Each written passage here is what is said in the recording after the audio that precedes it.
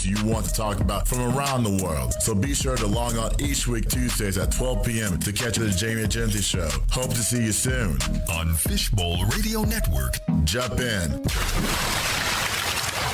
Hey, good afternoon, world. Fishbowl Radio here. My name is Jamie, and welcome to the Jamie Agenti Show right here on Fishbowl Network. And happy Tuesday. Everybody good out there? That's good. Now, let's get into the nitty-gritty here. College football is about to start in less than a month. Can't you believe that? We're starting August 27th is the first game. And then you have 13 weeks of nonstop college football, man, on Saturday. So let's get right into it, man. Texas and OU. Now, let's wipe away the Texas schedule for a second, okay? Because we're not even going to talk about the schedule for this season. This season is all going to be about, are they ready for the SEC?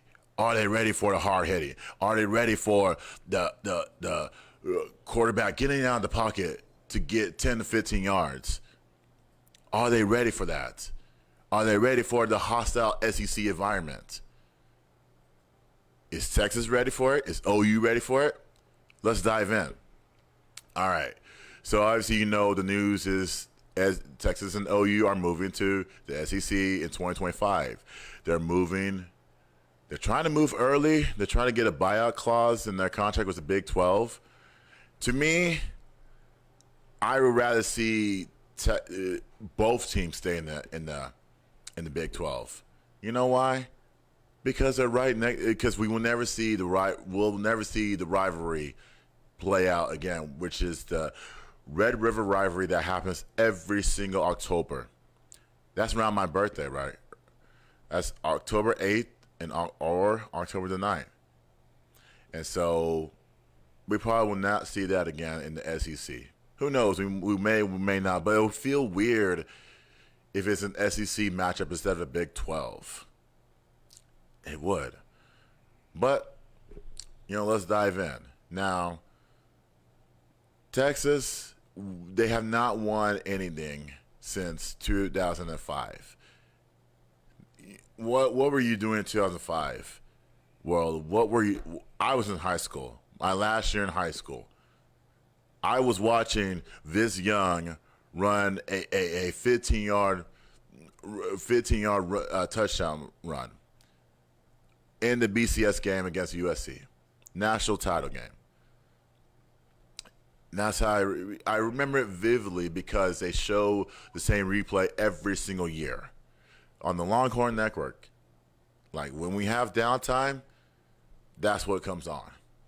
Nothing else. Maybe you'll see softball, maybe you'll see tennis, maybe you'll see an old basketball, football game, but that's the number one thing. That's the number one game that you'll see on the Longhorn Network. Now, what happens to that network when they move to the SEC? I'm talking about Texas. We don't know. Do they sell the rights to do they sell it to the Big 12 or do they just get rid of it rapidly? Now, granted, if you get rid of it, don't you gotta start don't you think that other teams in the Big 12 want that? Don't you think Baylor wants that? Don't you think K-State wants that, their own channel? Don't you think Kansas, which by the way, Texas has struggled in the last few years with Kansas. Why is that? But that's a different conversation. But what happens to that? They haven't really got into the discussion yet about what happens to that network. I doubt Texas keeps it when they move to the SEC. I doubt that. Now, I have two siblings who went to Texas who graduated from Texas. I had one graduate this year, and the other one graduated about, I think it was 2-3 years ago. Yeah. So, and they're going to hate me for saying this, but Texas is not coming back in football. You may have Arch Manning, the best quarterback in the class of next year. I mean, I don't think his game is that great, honestly. I mean, he will not put Texas back on the map because you still got Quinn kid, you still got Hudson Card, the Casey Thompson kid. He transferred to Nebraska, which he was the best quarterback I ever seen, Texas-wise. But Sarkisian kept changing quarterbacks, and it's like, man, stay consistent. 2021 was not a consistent year for them. 5-7, 3-6 in the Big 12 is not consistent. I mean, Sarkisian speaks well, and he's a decent coach, but the players, I don't know. I don't know about all that, but they're not coming back. What, you move to the SEC for what? Money purposes? To get killed by Alabama every year? Auburn, LSU, Georgia? No. And you expect to win the SEC when you get there? No, you won't. And they'll never be back. The only time you come back is if you win the Big 12 conference consecutive years, and you win your bowl game, and you get to the playoff, and you win a national championship. That's when you know you're back. We haven't done that. The last one came in 2009. Like, who was playing on the team in 2009? Colt McCoy was the quarterback, by the way. And that's the last time they made the championship game against Alabama, which they lost. So Texas is not built for the SEC, and they're never coming back, ever. Like, we got to stop kidding ourselves, guys. Just because you get one recruit, just because you win a couple of bowl games, just because you win more than 7 games a season, you're not coming back at all. Like, you leave the Big 12 just to go make money in the SEC. The SEC has their own channel. Are you going to be on their platform? I'm pretty sure you are. And while owning the Longhorn Network, no, I just don't see it. I just don't see it. But and a head coach, I mean, I'm not trying to go after Sarkisian. He's a Pac-12 coach. He coached he was the assistant offensive coordinator at Alabama for 1 season. Texas hired him because, we saw you coaching the SEC. No. You need to do your extensive research on who you hire, and that's what Texas did not do. Your first season, you win only 5 games. All hyped up in this upcoming season. The upcoming season, like I said, wipe away the schedule, and the talk will be the SEC talk. This team is not built for the SEC the way they recruit. No. You got to recruit. You got to beat Alabama, Auburn, Georgia, LSU to those recruits, whether it will be in Louisiana or Florida or Mississippi or Georgia, stuff like that. You got to beat them to it, because right now you're going to recruit guys out of nowhere, guys that stay home, which is not a bad thing to stay home and play for the Longhorns if you can, but it's just not. They're not SEC ready. They're only the Big 12 ready. And now, granted, the Big 12 is going to be the Big 12 because you're getting 4 more teams next season, while y'all are still there trying to fight to get out of the Big 12 instead of just trying to stay through the duration of your contract. You're trying to get out right away. You think it's not about championships anymore. It's not about winning the Big 12 conference. It's not about winning bowl games. And it's definitely not about winning the college football playoff. It's about moving. Now, granted, other sports like softball, basketball, baseball, that's a different story. The SEC in basketball is, you got Kentucky. Kentucky is the only good team out there. Kentucky recruits anybody anywhere in basketball. Texas basketball, they recruit was in. That's what you get in football. They recruit within. So if you want to be like Alabama, you want to be like a Georgia, even a Texas A&M, look at their struggles in the SEC. I mean, once in a lifetime, you beat Alabama. You can't beat Alabama consecutive seasons. You're lucky enough to get them last season. You beat them. I don't consider Texas A&M a good football program. I don't consider them that. I just think that they're way overrated. They're way over their heads. I mean, I would like to see the Texas and Texas A&M go at it in the Big 12 when they were in the Big 12. But we're going to see it in the SEC. And we'll see who has bragging rights. And right now, A&M has bragging rights. I mean, they're not a good football program, but they do have bragging rights over Texas because having the experience, the SEC for themselves, and having to recruit players from down south to all the other areas that I mentioned.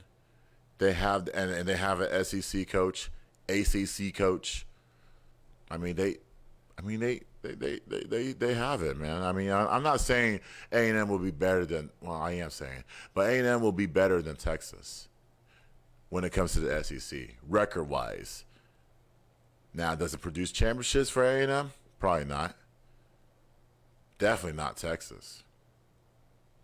But like I said, we had what? We won a championship in 2005. I mean, we haven't made it. I bleed half Texas because I was born in Austin, but I always wanted to see the team improve every single year, and I haven't seen it. Prove to us that you can win this conference. Right now, this conference has Baylor winning this conference. I have Baylor winning this conference. I don't care about the stats. Baylor wins this conference right now. Could change, but right now I do. Now let's go to the other side. Let's talk about OU. OU has won a bunch of Big 12 championships, 14 of them. They're better built for the SEC because not only they recruit from within, but they take some of our recruits here in Texas. Even down south of Texas, they take them away. And, they have a new coach as well. Their coach moved to USC, Pac-12, which, by the way, they're moving to the Big 10. So, physical-wise, OU is always going to be ready for the SEC. Do I think they're going to win the SEC? No. Because like I said, Alabama's there, Georgia's there, Mississippi State is there, Mississippi, LSU, all that stuff, man. It's just a loaded conference of good teams. So I just don't see OU has the physicality to match up with any of those teams in the SEC, but it's going to be a struggle offensively for them. So, like I said, OU dominates the Big 12. It's OU, Oklahoma State, and Baylor. And sometimes you can throw a dark horse, you can throw K-State in there. Maybe you can throw Tech in there. But OU dominates that conference due to their consistent excellence. They go from Kyler Murray as their quarterback to Baker, Kyler, Jalen Hurts. I mean, we can go back in the day of Jason. Not top of my head, I can't remember his name, but he won a championship in 2000, and he was a quarterback. Josh Heupel, that's the name. That's the name I was looking for. Josh Heupel won the championship as the OU quarterback, and that's like 2000. So that's way before you guys. So they're better. OU is better built for the SEC. Now, the question is, they may have their own channel, but it's only like a 30-minute type of thing. It's kind of like a 30-minute insider show. which is on Bally Sports. Do they renew their contract with them? Probably not. You probably see, these teams that are coming into the Big 12. You probably see them take over that Bally Sports contract, which will be big for them. It could be big for Cincinnati that's coming into the Big 12. It could be big for BYU, even though BYU has their own channel. Could be big for UCF. Could be. Could be big for Houston. And I like to see Houston more on our stations of the Bally Sports Southwest. So, but again, OU has to go to the SEC, and the SEC is going to be loaded to the point where they might have to make a SEC 2. Like ESPN, they have ESPN 2, ESPN 3, which is the streaming service, the online service. Fox Sports has it, Fox Sports 1, Fox Sports 2. I'm kind of thinking SEC, if they go, when they go to this mega conference, don't you think they should make an alternate channel for these teams? Like an SEC 2, it's, you're added 2 more teams. Maybe another team wants to join. So the SEC has to think about, okay, we cannot fit all these teams in our one platform channel. We gotta separate them. And I'm not talking about, putting their games on different SEC networks. I'm talking about getting a second SEC channel. I mean, it'll make the cable companies richer if you add an SEC channel. But you're talking about the growth that's coming in, all that stuff. You might have to add it.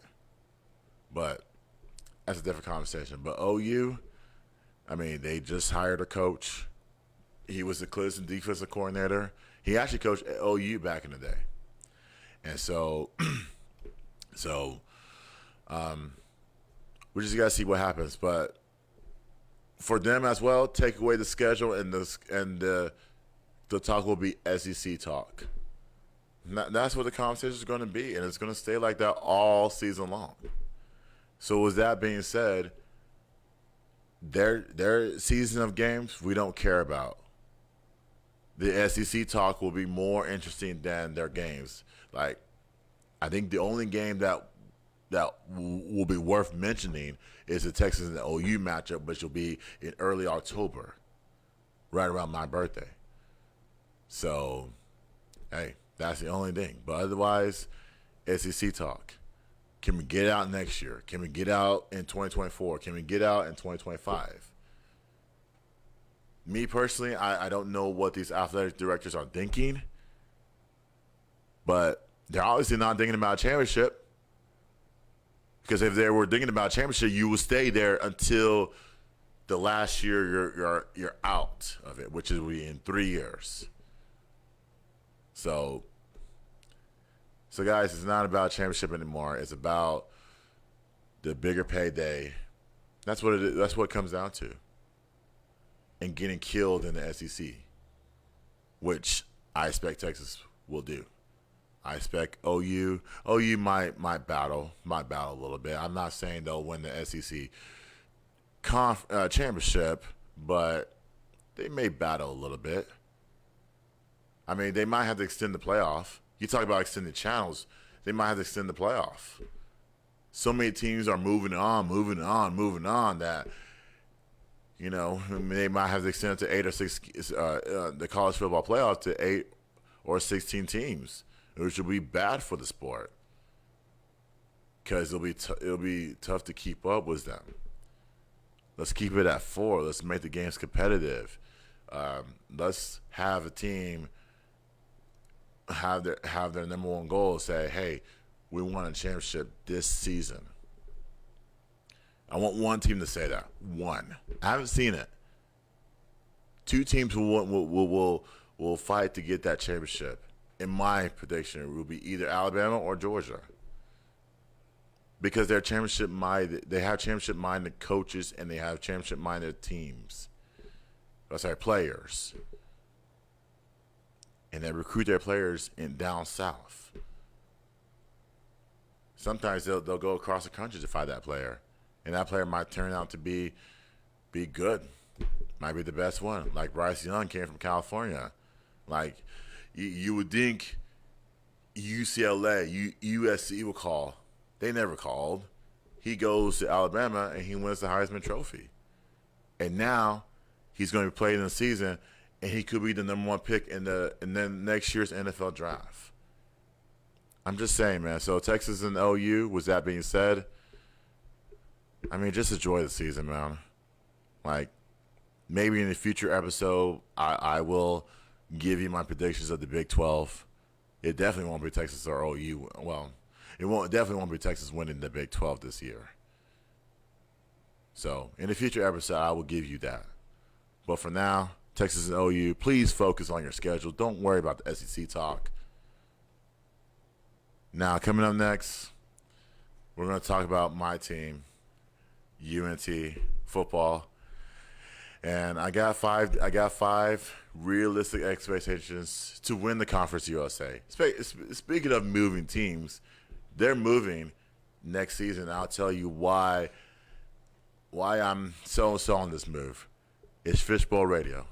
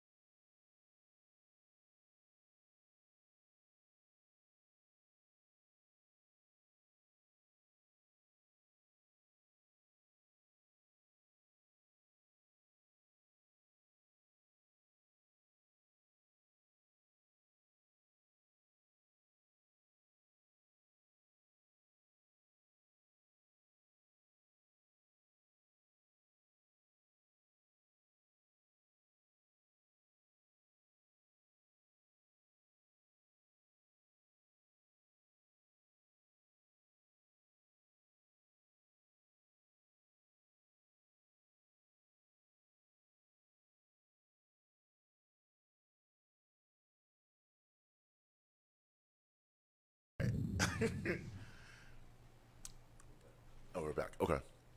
Welcome back, guys. Welcome. All right. I hope you guys enjoyed that little break that we had. Now, I'm going to talk about North Texas football, okay? Now, in my overall eyes of the football program, right? So, a little history about me. I went to UNT, not on scholarship. I walked on the basketball team. First things first, I transferred from North Lake College to UNT. Okay, I could have gone to UTA, but I went to UNT. I love the campus though. I fell in love in 2008.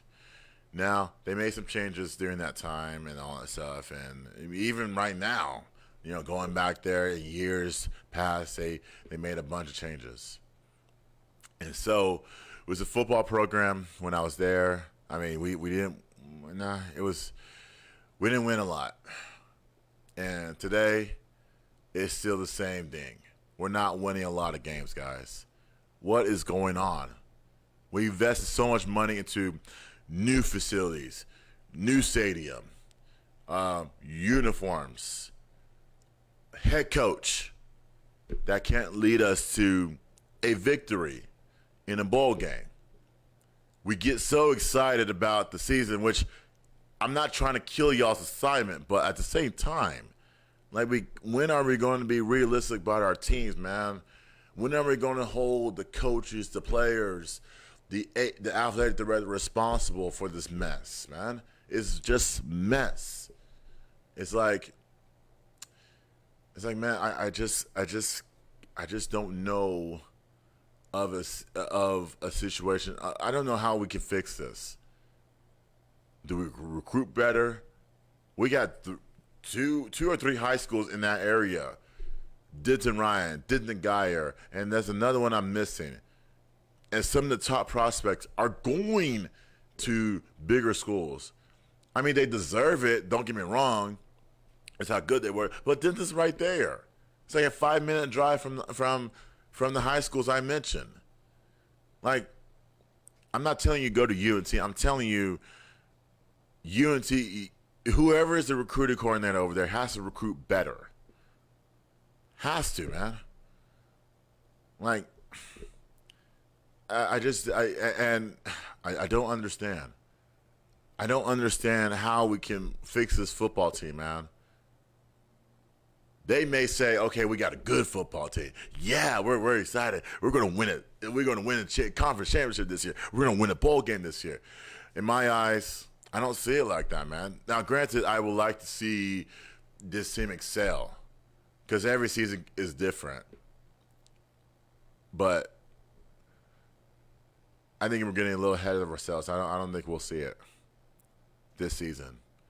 And this is their last year in the conference because, you know why? They're moving to the AAC, the American Athletic Conference, next year. So July 1st, 2023, it'll be official. They're moving on to the next conference. And so I don't know what benefit you're going to get out of that conference, but I hope it's for championship purposes, and I hope it attracts more and more recruits to come to UNT instead of having to go through the transfers and all that stuff.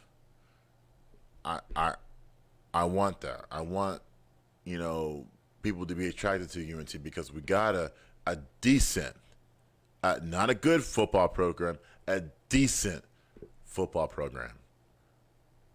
Now, since this is your last year in a Conference USA, you would think you want to leave with a banger. You want to leave. It's kind of like when you're on the basketball court or when you're at work.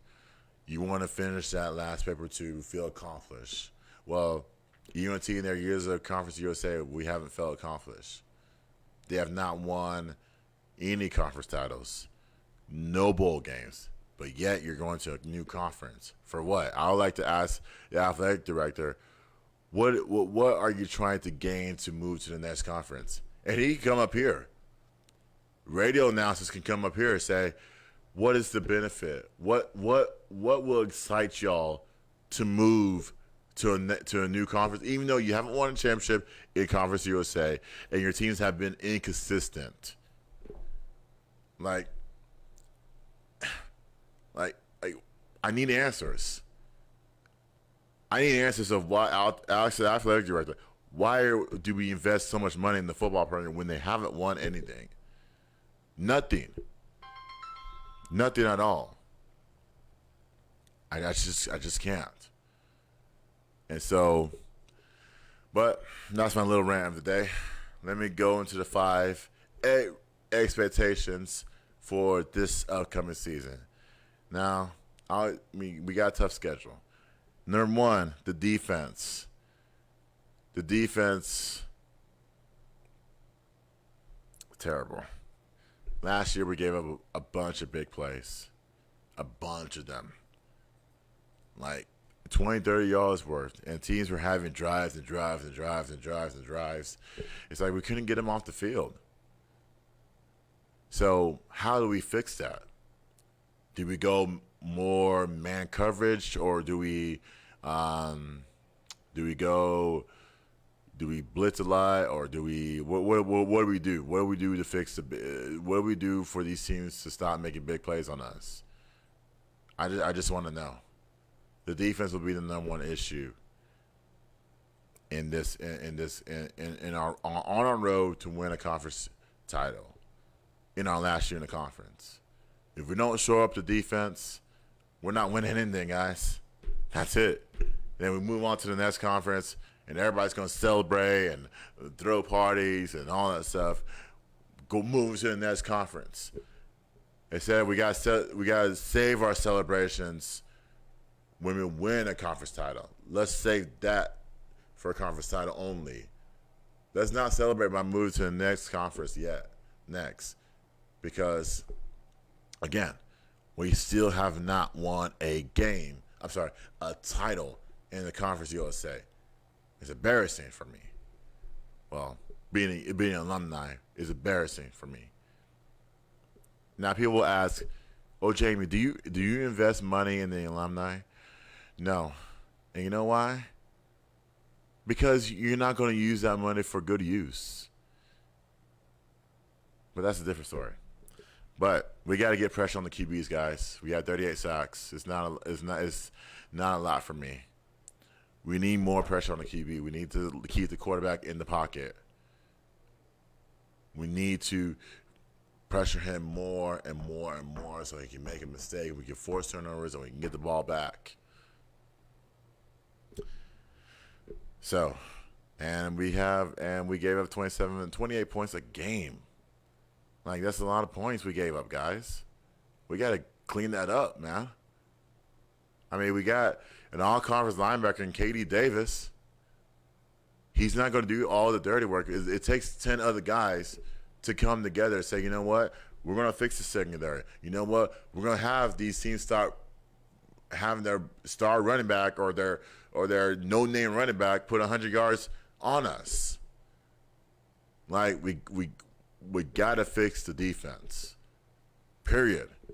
And I want to know what defense they're running. Is it a 4-3, 3-4? What is it, man? Are we running a dime defense? Man-to-man coverage on the outsides? Like, we got to fix it, man. That's how we're going to win games and get to where we need to go. I bet their goal. I bet if you go up there now, I bet their number 1 goal is not winning the conference title. I guarantee you that. And then they say, okay, our goal is to win a conference title. They're lying to you, guys. They're lying. Number 2, the offense. Now, I have a problem with these quarterbacks, guys. I'm going to give you 2. Austin Aune and Jace Ruder. Aune is a former baseball player for the Yankees. In the Yankees organization. You can't tell me this is a big season for him. He needs to fix his game. 9 touchdown passes, 9 interceptions. It's not good enough for me, guys. And when you're sitting there in the pocket, you make me you make me sick when you just stand in the pocket and you have all these defenders drape on you. You hold the ball too long, man. Throw the ball. Like, come on. Like, we never had a good quarterback since Mason Fine. Do you know Mason Fine? He played at Unity for 4 seasons. He was the best one out there. I just wish we had him back. Because these quarterbacks, man, it's just awful. Last season. Now this year, it could change. But I'm not betting it. I'm not betting on it. I'm not betting on it. This guy, Reuter, I'm not betting on either. Neither guys can give us a spark offensively. Neither. They both have the same amount of game. Hold the ball on too long in the pocket. Throw it away. Run. Do something with it. Don't hold the ball so long, man. It's not even the offensive coordinator. I'm pretty sure the offensive coordinator is calling the plays out and all that stuff. It's not. But these guys, they just make me sick.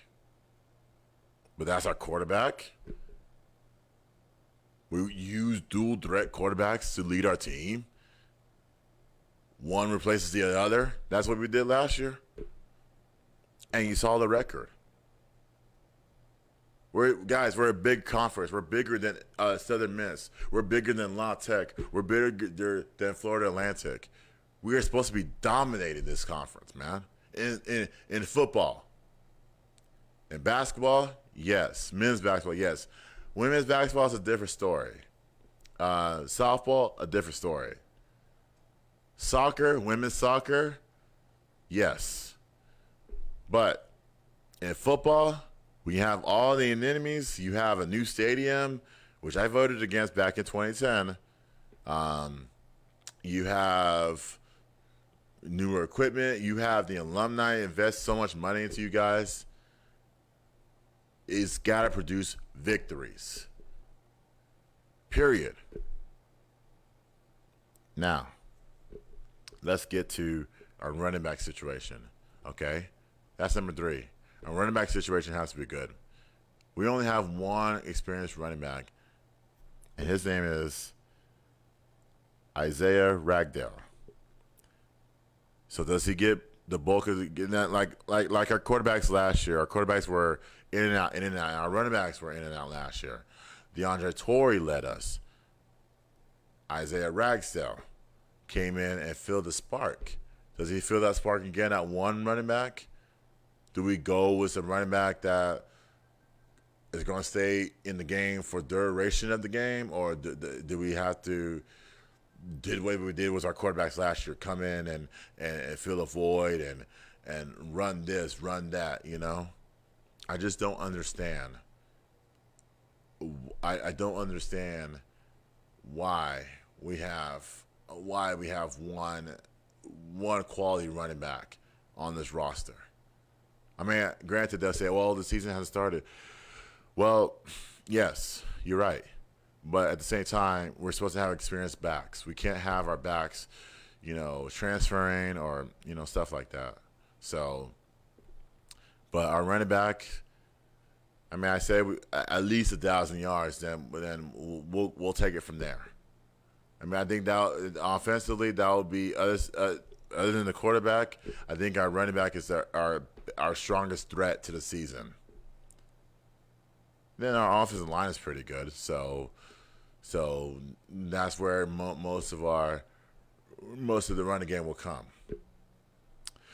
Number 4, the receivers, and we don't have, like I said, I mentioned Mason Fine as a quarterback from years past. Jalen Darden in 2020, and this is 2 years ago when he came. He was the best receiver ever, in my eyes. He's in Tampa Bay right now in the NFL. He ain't coming back. He's done a lot. We didn't give him a bigger bowl bid because of our lack of consistency. But these guys, from Roger Burns to Bryson Jackson, which they're not household names, guys. I mean, it's probably because of the quarterback didn't produce enough. And in order to produce, you got to have quality receivers. And these guys, we'll see. We'll see if they could be. I'm not saying be like a Jalen Darden, but make a household name for yourself. Make Roger Burns be a Roger Burns. Make Bryson Jackson be a Bryson Jackson. Make other receivers become a receiver or tight end or whatever it may be. We definitely don't have the quarterback.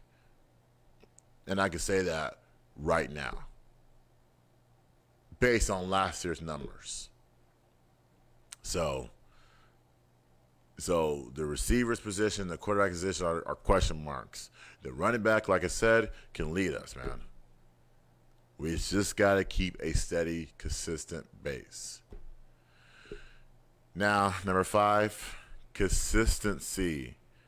We got to have it, man.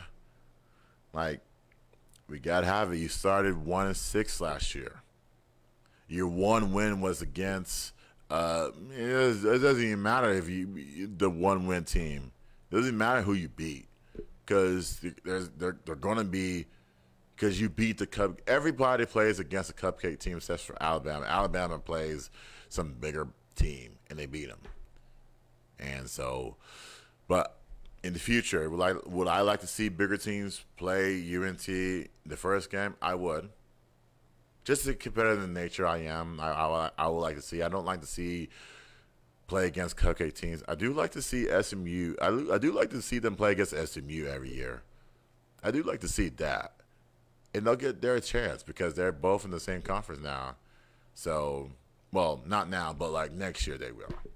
So, I would like to see that, man. I like to see that matchup fold for years and years to come. Now, SMU has the upper hand of us. They may not recruit the best players. They may not have the best coach, but they will always have the upper hand when it comes to playing against UNT.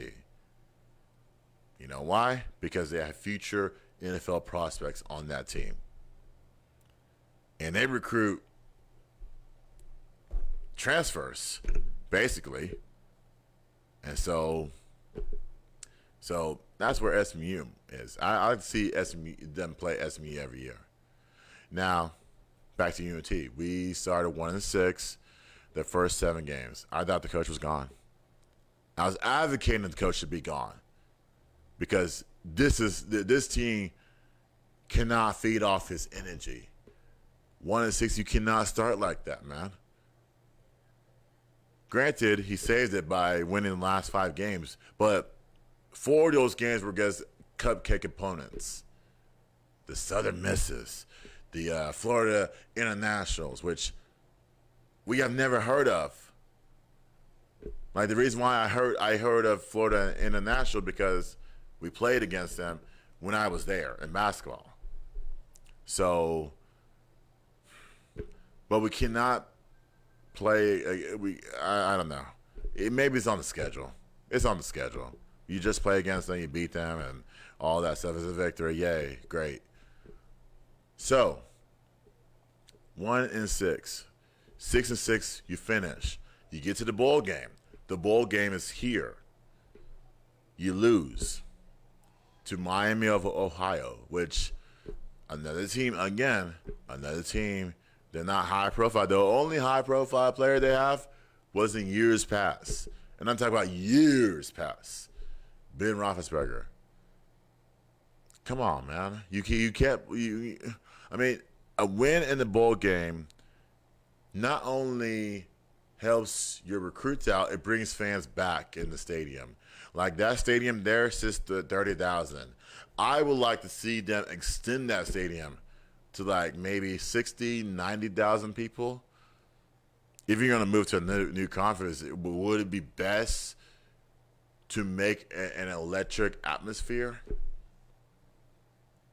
To see 60, 90,000 people cheering you on, but we can only sit 30? And heck, even 30 don't even come. It's more like 10, 15. What do people do during the year? Their own thing, because this team has not excited us. When we beat UTSA, which was a ranked team, we only had 12,000 saw it, which that ain't right, guys. Fans, that ain't right, man. That's not consistency. We just beat a ranked team, and 12,000 showed up. What were y'all doing? It was a November game. Y'all were off. Like, I understand, it was Thanksgiving and all that for the holidays, and granted, but I look at these schools. Texas is able to sit like over 100,000 people, even though they won 5 games. Texas A&M fills the house. TCU even, SMU even. Like, we got to do better, fans. We have to do better. We got to fill the house, even if it's just 20,000 people. It's still enough. Don't fill the house the first game when we're playing against these cupcake teams, because we don't know about these teams. We don't know the first game. We know SMU. We can fill the house against SMU, but we don't know against those first those first games that we play against. Now let me talk about the coach. Is this his last year? Are we taking this coach with us to the AAC conference? Do we take him there? Do we extend his contract? Like, come on. If he loses this year, then there's no need. If he wins 8 games, 8. I'm not predicting they'll win 8 games. I'm saying if he wins 8 games, yeah, he can keep his job for another year or 2. Yes, we can extend him. But if you have a 6-7 record and you're 0-6 in the bowl game, your job is supposed to be your job. You have to lose your job at the end of the day. I'm sorry. I'm not a big advocacy for people losing their job, but when you don't see results, you gotta go, man. And that's anything. And so I cannot continue to take this inconsistent coach to the next conference. I just can't. Now, granted, 8 or 9 games, yes, we can extend his contract all he wants. That's that. But if I'm the athletic director, if I'm the alumni boosters, which I put my money into the program, I would say, you know what? Let's move on from self-withdrawal. Let's move on, man.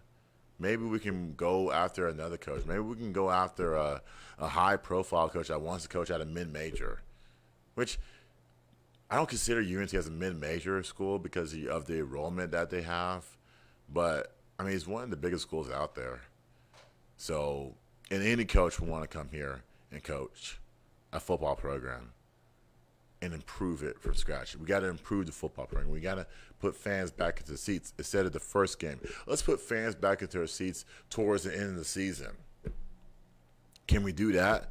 Can we have 6 quality home games where we have fans pack the stands? Can we have that? And that starts with the athletic director. Now, my last point is getting a bigger bowl bid. We got it, guys. Like I said, I'm not making predictions till later on, maybe closer to college football season, but we got to get a bigger bowl bid. If we win 8 or 9 games, we got to get a bigger bowl bid. It can't be here. Well, the biggest one would be called the Cotton Bowl, which we last won it in 2013. That's with a different head coach. And so we got to get a bigger bowl bid. A bowl bid would be like Sugar Bowl. It would be about, what is it? It can be an Outback Bowl. It could be any New Year's Eve Bowl. It could be any of those things. But we have to do the work first. Win 8 or 9 games, you get there. win your conference, you get that as well. And plus the conference title game, you got to win that too. So not only you win your conference, you got to go to the title game and win that too. In your last year conference, you can't go to AAC thinking that, okay, we're going to win the AAC. We're just going to be a team that wins on its first try. No.